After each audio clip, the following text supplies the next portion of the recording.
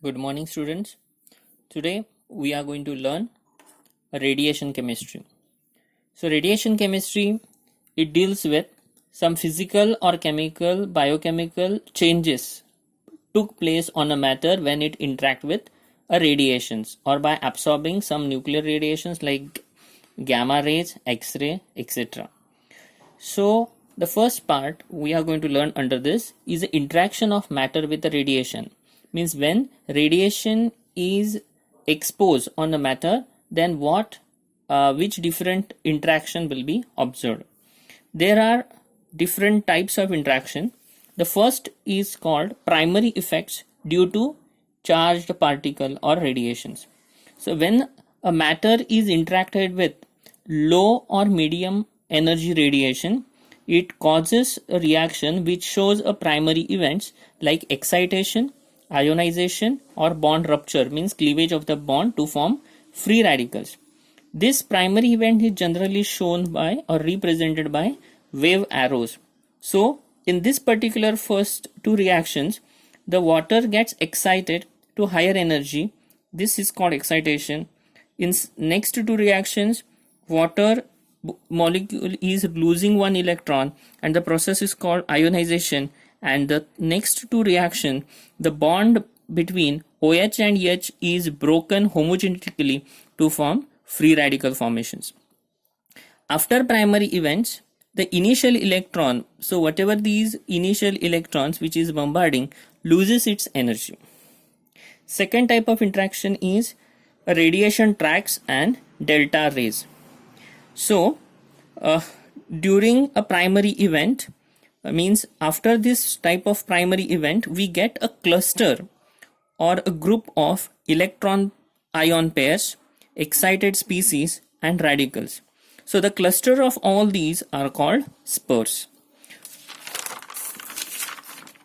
Now, depending on the nature and energy of the radiation, we get a different numbers of active species of spurs, also their sizes and interspur distances. So all these depends on the nature of which type of radiation we are using and the energy present in that particular radiation.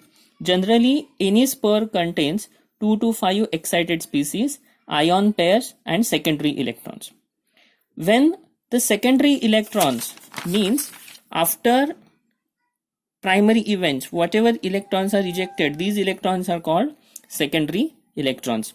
When these secondary electrons has an energy more than 100 electron volt, then it forms its own track and it forms a spurs, and then this is called delta ray track.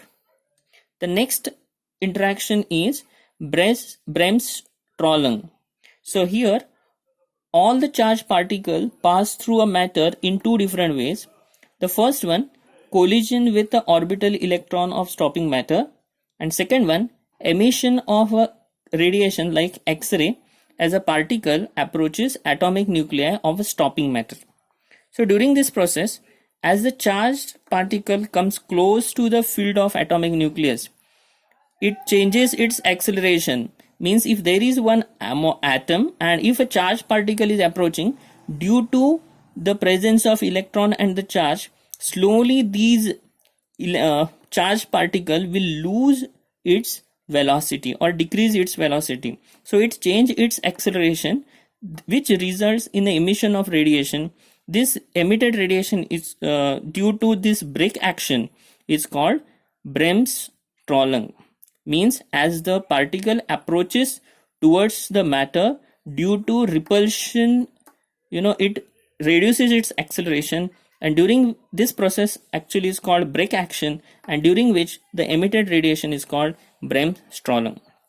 The next interaction is Cherenkov radiation. Here in a nuclear radiation which is emitted during deceleration of high velocity charged particles in a medium in which velocity of a charged particle is greater than velocity of a light. Now remember, from earlier we thought that velocity of a light is the highest, but there are some cases, there are some particle, even it moves higher velocity. So here, and generally this is observed in nuclear reactors.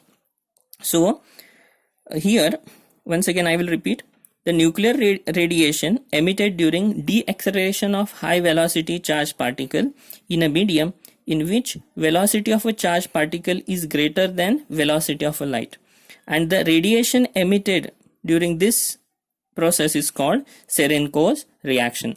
The example is in Apsara nuclear reactor we get bluish light emission. This is due to Cherenkov radiation. The next interaction is the passage of neutrons through matter. As a neutron is uncharged, so it freely can penetrate or pass through atomic nuclei. There are two types of interaction. Then the type of interaction depends on energy of a neutron and also the mass of target. In an elastic scattering, it leads to slowing down the fast neutron. This is generally observed in moderation of a neutron in a nuclear reactors. Next interaction is gamma rays radiation interactions with a matter. Gamma rays can pass through a matter without any interaction without any interaction, and suddenly in a single encounter means collision, in single encounter or single collision with atomic electron, it loses its partial or total energy. These gamma radiation will show 4 different principal modes of interaction. First one is photoelectric effect. It involves low energy photon of around 10 to 100 kilo electron volt interacts with the matter and emits a radiation. The energy of emitted radiation is calculated by this formula. Second mode is Compton scattering. Here a photon with intermediate energy around 0.1 to 10 mega electron volt is interacts with free or loosely bounded electron of this matter, and it transfers some amount of energy to this matter, and because of that these photon will scatter with a reduced energy. Next